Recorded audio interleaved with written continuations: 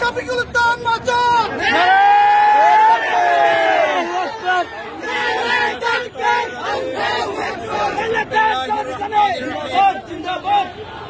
আজকে মানুষের এক দুর্যোগের মুহূর্তে করোনা সংক্রমণের এই সময়ে যখন আমাদের ভ্যাকসিনের প্রয়োজন, সেই ভ্যাকসিন নিয়ে টালবাহানা এবং তার যথাযথ ব্যবহারের ক্ষেত্রে সরকারের যে ব্যর্থতার প্রতিবাদে আজকের এই বিশাল বিক্ষোভ সমাবেশ বাংলাদেশ জামাত ইসলামী ঢাকা মহানগরী দক্ষিণের উদ্যোগে উপস্থিত সংগ্রামী ঢাকা মহানগরীর নেতৃবৃন্দ, সংগ্রামী ভাইয়েরা, আসসালামু আলাইকুম ওয়া রাহমাতুল্লাহি ওয়া বারাকাতুহু। অত্যন্ত দুঃখের সাথে জানাচ্ছি যে বাংলাদেশ সরকার যারা প্রতিষ্ঠিত আছে সম্পূর্ণ অন্যায়ভাবে মানুষের ভোটের অধিকার হরণ করে তারা এখন আমাদের চিকিৎসার অধিকার হরণ করার টালবাহানা করছে। শিক্ষা, চিকিৎসা, স্বাস্থ্য তাদের মৌলিক অধিকার, সেই অধিকার তারা একে একে সমস্ত প্রতিষ্ঠানগুলোকে ধ্বংস করে দিয়েছে।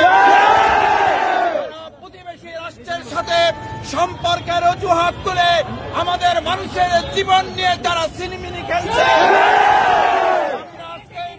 সমাবেশ থেকে আমি জানাতে চাই, অতি সত্বর ভ্যাকসিন সরবরাহ করে বিনামূল্যে বাংলাদেশের প্রত্যেকটি নাগরিকের কাছে পৌঁছে দেওয়ার সিদ্ধান্ত কার্যকর করতে হবে।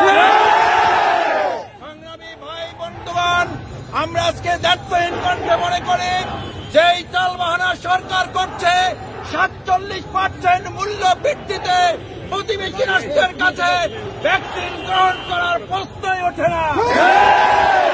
আমরা মনে করি ভ্যাকসিন দেশের বাইরে অন্য প্রতিষ্ঠান অনেক দেশ এগুলো আবিষ্কার করছে, বাংলাদেশের আবিষ্কার করার চেষ্টা করা উচিত। আমাদের অন্য রাষ্ট্র যারা আমাদের কম মূল্যে দিবে মানসম্মত, সেটি আমাদের ব্যবস্থা গ্রহণ করতে হবে।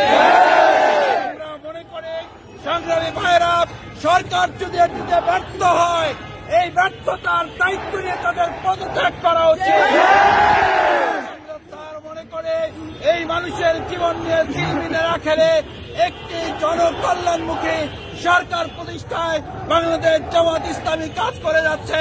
সেই লক্ষ্যে আগামী দিনে সকল আন্দোলন সংগ্রামে আপনাদের একসাথে আমরা রাজপথে ভূমিকা পালন করব।